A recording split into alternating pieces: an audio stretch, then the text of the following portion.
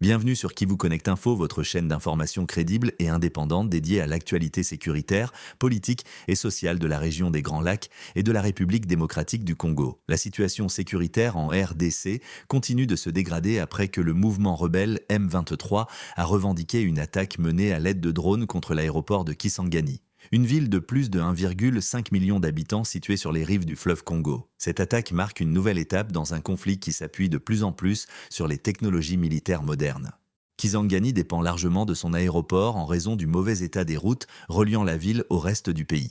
Cette infrastructure joue un rôle essentiel non seulement pour les vols civils, mais aussi pour le transport de marchandises, l'aide humanitaire et les déplacements des populations. Cependant, l'aéroport de Kisangani est également utilisé par les forces armées de la RDC, FARDC. Sa piste sert régulièrement au décollage de drones d'attaque et d'avions de chasse engagés dans des opérations militaires contre les positions du M23 et, selon Kinshasa, contre des éléments de l'armée rwandaise. Dans un communiqué, le M23 a affirmé que l'utilisation de drones et de mercenaires n'est pas l'apanage exclusif du gouvernement congolais. Le mouvement rebelle souligne la présence d'équipements militaires abandonnés par les FARDC, notamment dans les aéroports de Goma et dans les environs de Bukavu, pour justifier sa capacité à recourir à des moyens similaires. L'usage des drones est devenu un élément central du conflit dans l'est de la RDC, chaque camp accusant l'autre de mener des attaques dans des zones densément peuplées. Cette situation alimente les inquiétudes concernant la sécurité des civils et la protection des infrastructures essentielles. Selon une source sécuritaire citée par l'AFP,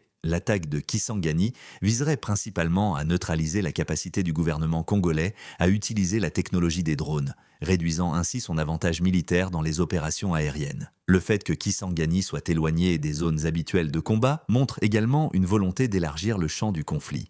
L'attaque revendiquée par le M23 à Kisangani illustre une évolution majeure du conflit congolais, marquée par une militarisation croissante et l'usage accru de technologies avancées. Alors que la population découvre ces informations au matin du 5 février 2026, de nombreuses questions demeurent quant à l'avenir de la sécurité nationale, à la protection des civils et au rôle que la communauté internationale pourra jouer pour éviter une nouvelle escalade de la violence.